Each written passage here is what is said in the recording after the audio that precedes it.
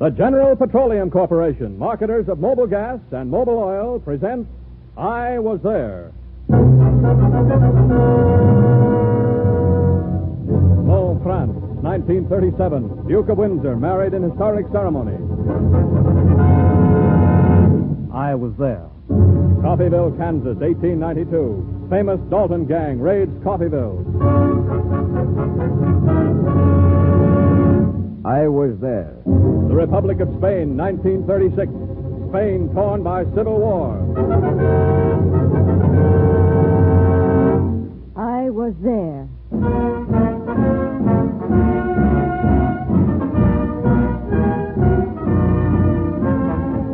I Was There. Again, the marketers of Mobil Gas, America's favorite gasoline, and Mobil Oil, the largest selling motor oil in the world, present stories that have made headline history. Stories told by men and women who can say, I was there.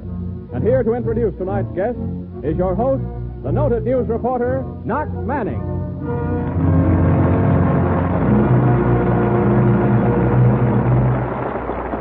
Thank you and good evening, ladies and gentlemen. Again tonight, we're happy to present three men and women who've actually witnessed important events of our time. The happy, the tragic, the unforgettable events that make up the history of our age. But their stories are more than recitals of historical fact. They are vivid, detailed accounts of notable events, accounts that could come only from those who can say, I was there.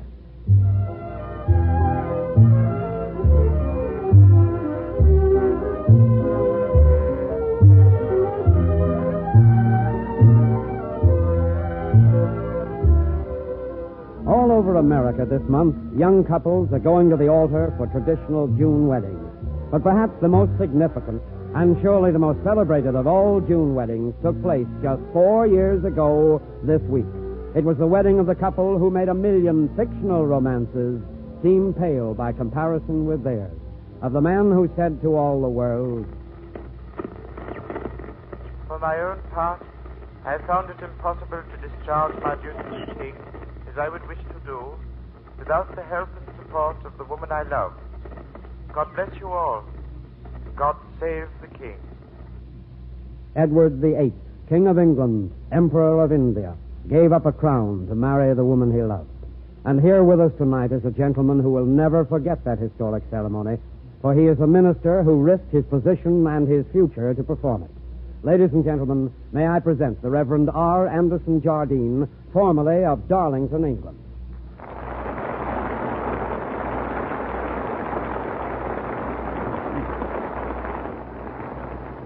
Yes, Mr. Manning, I was there. And though I must confess, it was almost as much a surprise to me as it seemed to be to the outside world. I'd never had the privilege of meeting His Highness, the Duke of Windsor, or the bride of his choice. But one morning in May of 1937, Mrs. Jardine and I were at breakfast in the vicarage of St. Paul in Darlington. Well, I would say it's unfair. It just isn't right. Beg your pardon, my dear. Oh, I'm sorry. I didn't mean to mumble, but this article in the newspaper has me downright angry. Listen, religious ceremony to be denied to Duke of Windsor. Oh, I'm sorry to hear it. Although I must say I'm not surprised. Well, I am. I should certainly think there would be at least one clergyman somewhere with the courage to risk possible censure, perform the ceremony. Why, it's... Anderson, what are you thinking? You know what I'm thinking, my dear? But a country vicar like you... Why, it's... Very likely my offer will be declined, but I am going to offer to perform the ceremony. Though it costs me everything I have, I am going to offer.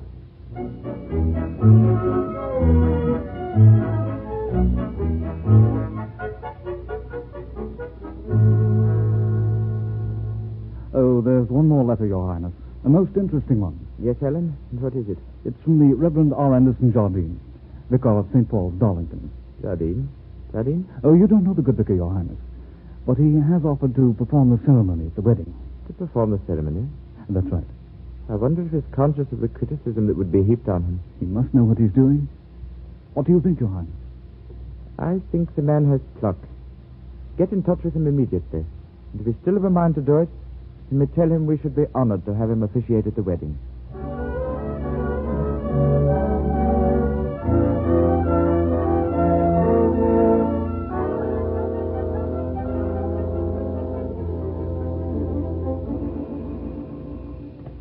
Yes? This is London calling the Reverend R. Anderson Jardine. Well, this is Mr. Jardine. Would you hold the wire, please? Go ahead, Steve. Mr. Jardine? Yes? This is Alan, solicitor to His Royal Highness the Duke of Windsor. Oh, yes. Yes, I received your telegram, sir. You haven't thought better of it and changed your mind? On the contrary, I'm more anxious than ever to perform the ceremony. Fully. Could you leave for London immediately? I'll take the first train. I'll be there in the morning.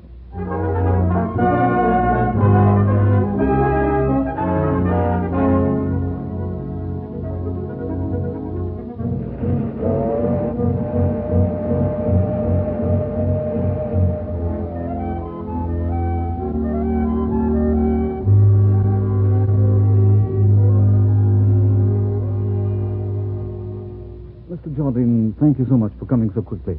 You've made His Highness most happy. Well, I'm glad of that. He has so much happiness due him. You realize, of course, you're jeopardizing your position. Really, Mr. Allen, your concern is appreciated, but my decision was well considered. Good. Then is there any reason why we shouldn't start for France right away? Not at all. I'm at your service. Very good. Do you know something, Mr. Jardine? I'm feeling so delighted about this. It's almost as though I were the one to be married.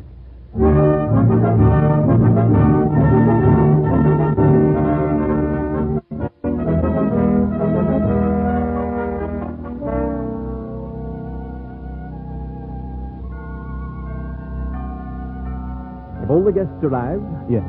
Look out there. As the Baron and Baroness Eugene de Rothschild, and the Duchess' good friends, Mr. and Mrs. Herman Rogers. Oh, yes. I think I've seen that young man over there somewhere. Of course. That's Randolph Churchill, son of Winston Churchill. Many important people here. Yes, but even so, the wedding itself will be quite simple. Sir Allen, I found that oftentimes the simplest ceremonies are the most beautiful. Well, the moment has come, Mr. Jardine. It's time for you to go to the altar. Look, the doorway. His Highness. Yes. It's the first time he's looked happy in months. And you have contributed much to that happiness. I salute you, Mr. Jardine.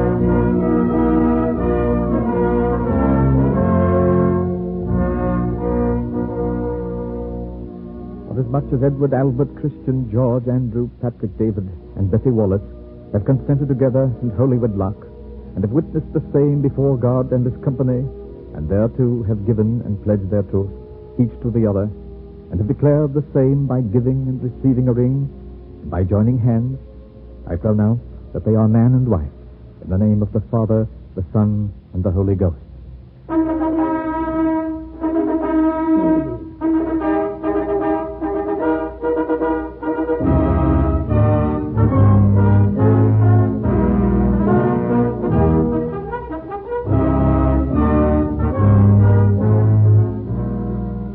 The ceremony was performed with those very words.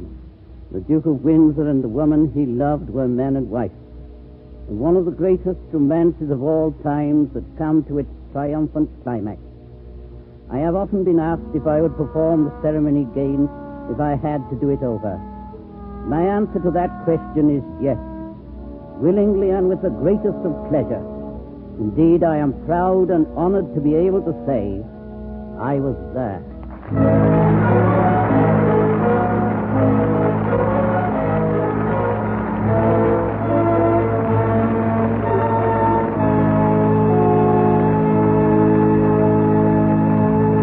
As a witness to quick and helpful service to humans as well as to cars, Eric Osman of 5909 Dayton Avenue, Seattle, can say, I was there. Mr. Osman had just moved into the neighborhood where Harold Gross operates a mobile gas service station at 60th and Finney Street, Seattle. As Mr. Gross was working about his service station one day, the phone bell rang, and a frantic voice at the other end of the line said, I'm the new neighbor who was in for service yesterday.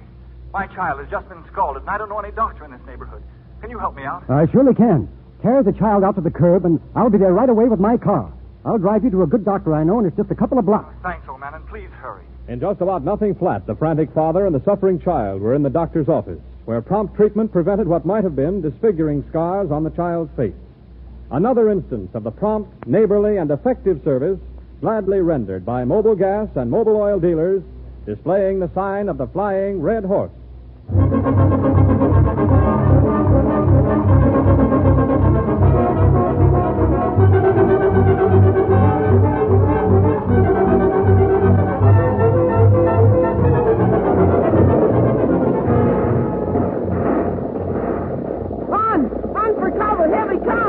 ain't run. I'm the new sheriff here. I ain't running from nobody. You better change your mind, Sheriff, while you got time. I'd even hide that badge if I was you. Those boys ain't fooling. They're the Daltons.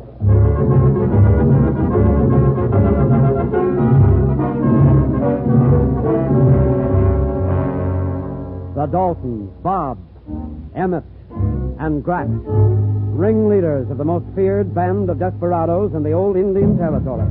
3 men who respected but one law, the law of a 6-gun. A true account of their lives holds more excitement and color than a chapter from a fiction novel. And our next guest tonight is a man well qualified to give us an eyewitness account of the Daltons' last ride, the famous raid on Coffeyville, Kansas. Ladies and gentlemen, Mr. Jack Dalton.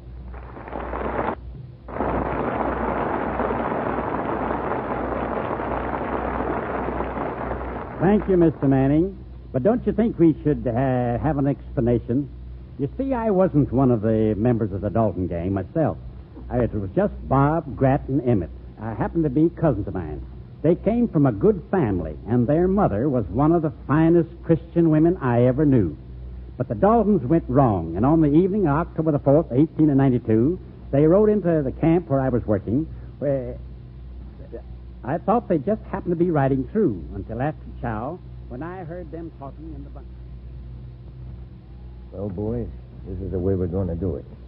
Now, let's all get this. Robbing 2 banks at once, the most important thing is timing it just right. All right, let's have it, Bob. Well, about 9:45, we'll all ride up to the hitching post out back of the Condon Bank. Emmett, you and me will walk around in front. Grat, Yeah? you, Broadwell, and Dick will cross the street to the First National. When you get there, turn around and wait till I wave to you.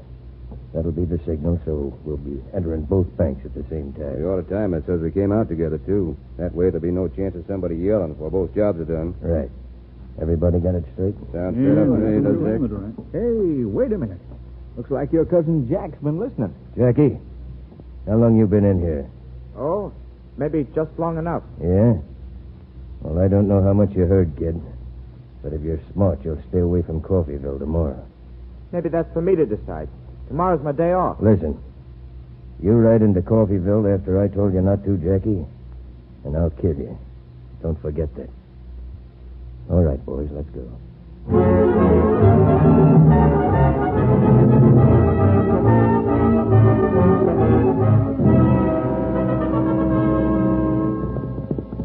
Whoa. Well, howdy there, Mr. Sinclair. Oh, hello, Jack. Well, you got another day off? Yeah. Well, you're in Coffeyville earlier than usual, ain't you? And you've been riding that horse pretty hard. What's your right? Oh, just anxious to get down here, that's all. Anything going on? Was you expecting anything to be going on? Well, no. Just wondered what the news was. Come to think of it, I saw the Dalton boys riding into town a bit ago. They ain't planning any more of the mischief, is they? I didn't even know they were here. Where'd they go? Well, they was heading down toward center of town, down to the Condon Bank. Wait a minute. The bank! Hey, where are you going with that gun? I'm getting every man in Coffeyville. Them wild cousins of yours come down here for trouble, they're going to find it. The way they rode in here, no telling what's happening at the bank right now. I just hope we can get there in time.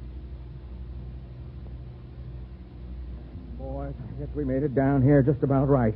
Now, don't anybody take his eyes off that bank. They're in there all right. There's their horses out back. I'll keep low, boys. It's a wonder we got here in time. Yeah, I'll keep down. Yeah, back of this shed. Yeah, okay. Hey, look. There's Bob and Emmett coming out now. Wonder where the other 3 are. Well, must be still inside. They'll come out when we open fire on Emmett and Bob. All right, let them have it, boys. Hey, Emmett, off. Hey, he's running for the horses. Jim and Red'll get him. We got our hands full with Bob. Hey, look, across the street. The other 3. They're coming out of the Condon. Come on, men. Holy Jupiter. They're robbing both banks at once. Spread out. Keep firing. Yeah, we better keep it up to the Daltons now. Keep down. Keep down. Heck, there he goes. He's trying to hide in that doorway. I can't see him anymore. Wait a minute. Listen. Hey, they quit shooting. Yeah, but it might be a trick. I don't think so. Come on. Let's move up there. Okay. But careful.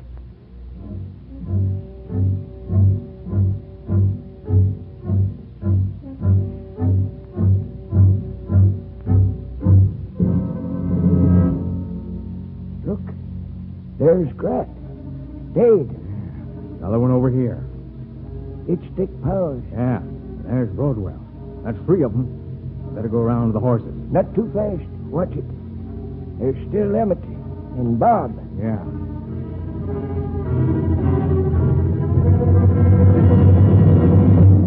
Bob and Emmett. Yeah, there's your Daltons. Jim, Ed, come out, everybody. We got them. We got them all. Gosh, it don't seem possible. Yeah, they tried once too often, that's all. You know, I still don't see what kept Grat and the others in the convent so long. They didn't come out till we started firing on Bob and Emmett. You'd have think they'd have had this thing timed better. Well, I can answer that. We just put a new time lock on the vault. They didn't know anything about it. The Daltons came in 3 minutes before the safe could be opened. That's what they waited for. That's what spoiled their timing. Yeah, 3 minutes. And it cost them 5 lives.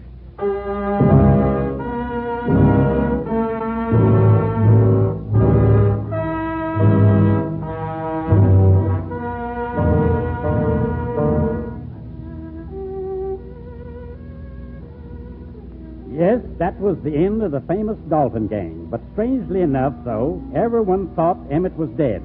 He finally recovered and was the one and only one of the gang to serve its penitentiary sentence.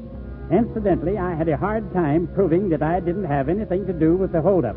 But they finally let me go. Otherwise, I am pretty sure I wouldn't be here tonight to say I was there.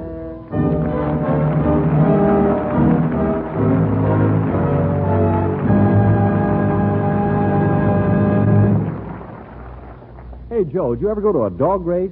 Sure, lots of times. Do you ever win? Yeah, every time. Hey, how do you know which dog to bet on? I don't. I bet on the rabbit. Ah, Joe, that's goofy. You know you can't bet on that mechanical rabbit. Sure, I know it. Yeah, I'm only kidding. But, Bill, wouldn't you think the dogs would get wiser? Yeah, you sure would. Because no matter how fast the dog may run, he'll never catch that rabbit. You're right, you are, Bill, and that's something like the automobile engine trying to catch up with Mobil oil. No matter how fast or how often they improve the automobile engine, constant improvements keep Mobil oil out in front. And now the new improved Mobil oil comes to you with 5 important features. It minimizes lacquer, gum, sludge, and carbon deposits. It affords greater protection against wear, scuffing, and corrosion. It lessens oil drag.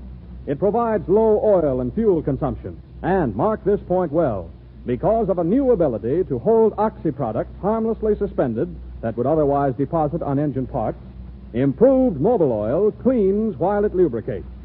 Drive into your Mobil oil dealer displaying the sign of the Flying Red Horse and have your crankcase filled with improved Mobil oil, the largest selling motor oil in the world.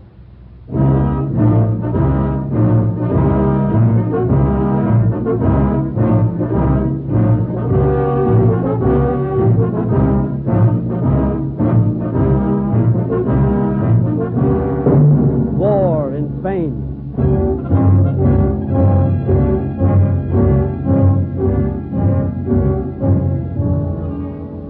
In 1936, the unrest of Spanish political life flared into open revolution, and Spain was plunged into a fierce and bloody civil war. Some said it was a grim dress rehearsal for more widespread wars to come. For Italy and Russia and Germany were sending men and machines to demonstrate the new tactics of a new kind of fighting. But for the men and women of Spain, the war was no mere practice maneuver, but a desperate, tragic struggle of interest against interest, faction against faction. And tonight, a young woman who was there to witness that struggle is here to tell us of her experiences. Ladies and gentlemen, the former star of Spanish motion pictures, now a Hollywood correspondent for prominent South American newspapers, Miss Cristina Montes.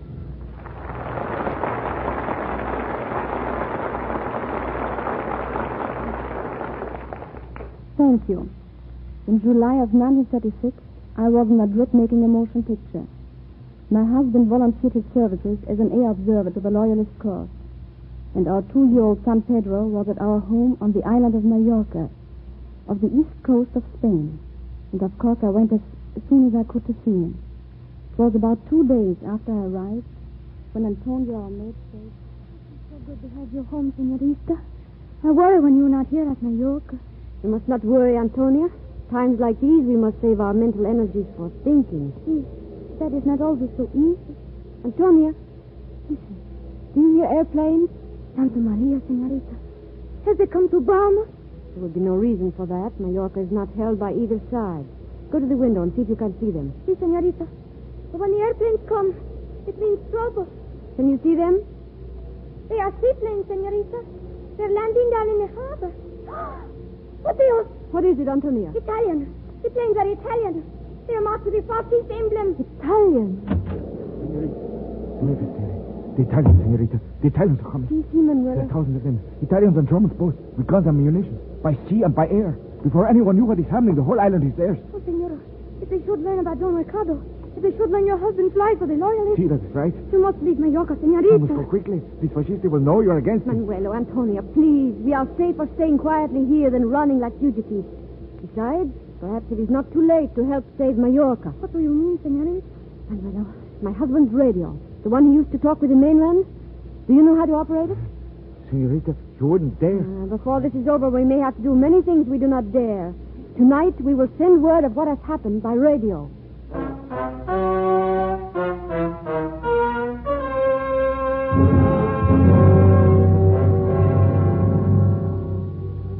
That night, we sent the message, and then waited quietly, afraid to leave the estate for the next few days.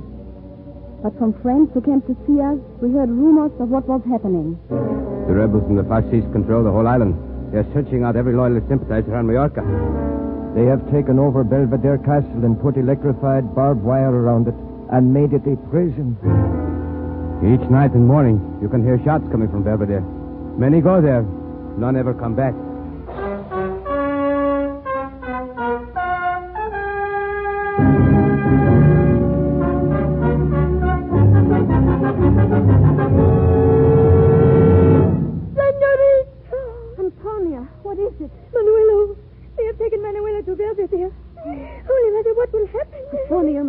Yourself. They will come here. They will ask questions. You must get hold of yourself. Senorita. Say nothing. Let me do the talking. If I am taken, get a boat. Any kind of a boat. You must get to my husband. The Doña Cristina Montes Visteri. Why do you come into my house this way?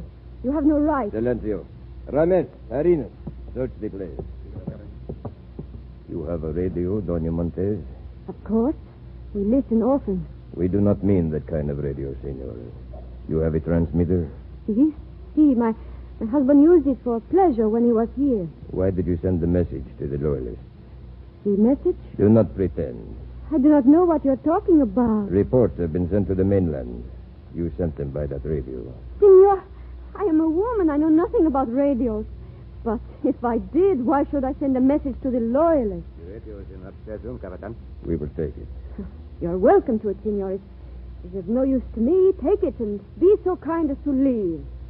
I have to go and care for my son. Si, Doña Montes Visteri. We will leave now. But you will leave with us. You are a clever actress, senorita, but not quite clever enough.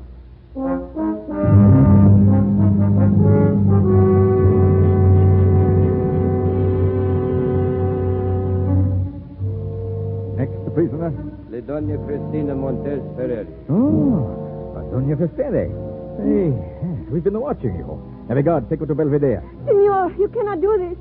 I have done nothing, and I have a baby son to care And for. you also have a husband, have you not, senora?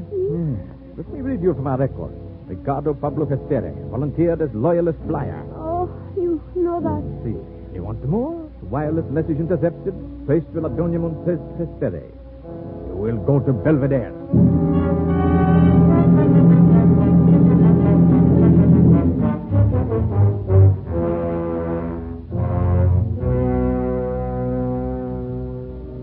A moment later, a young rebel soldier began marching me up the road toward Belvedere.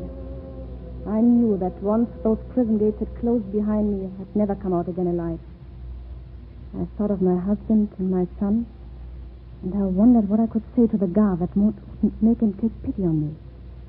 But he was so young, hardly more than a boy, and being a soldier was almost like a game to him. I had almost given up hope, and I remembered the deep religious sense of the Spanish people.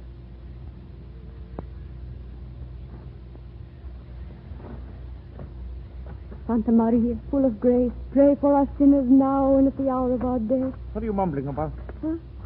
I am praying. Am I to be denied the right to do that? No. Pray if you will. But don't try any tricks.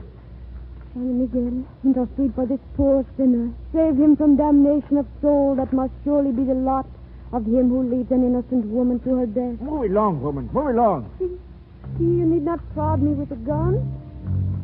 Does it bother you so that I pray for you? I say move along. I'll go. Santa Maria, I plead for compassion on my tormentors. Have mercy, por Dios. Have mercy. They know not what they do.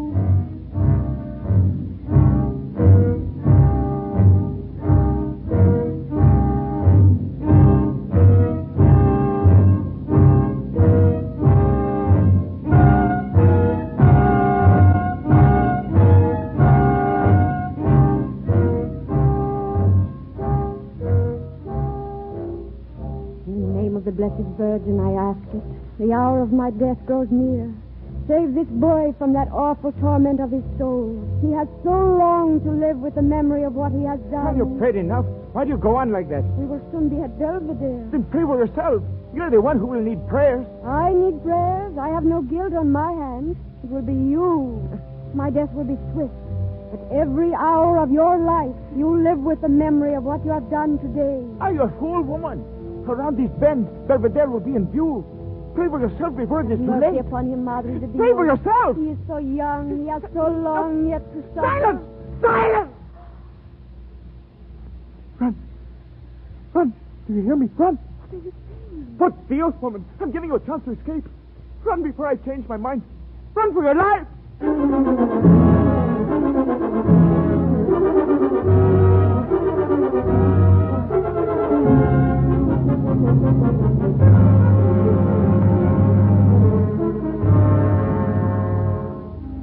I ran as fast as I could to cross the hillside to our home. Antonia had bought a small boat, and that night, with my baby Pedro, we started out to sea. 3 days later, we were safe on the Loyalist island of Ibiza. And when the war was over, I brought my son Pedro to America, where he could have safety and freedom.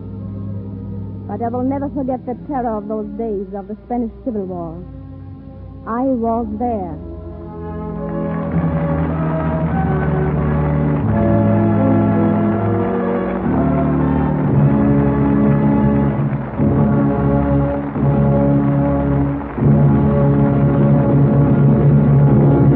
Mobil Gas, America's favorite gasoline, and Mobil Oil, the largest selling motor oil in the world, have presented eyewitness accounts of historic events, dramatized from the experiences of the people who stepped to our microphones in person to say, I was there. But now an important word from Knox Manning. Would you like to appear as a guest on I Was There to tell of a headline event you have witnessed? If you've had any memorable experience, write to I Was There, Columbia Square, Hollywood, giving full details. If your story has the necessary dramatic qualities, you'll be invited to appear on this program. Meanwhile, be sure to join us again next Sunday night. Until then, on behalf of your Mobil Gas and Mobil Oil dealer, thank you and good night.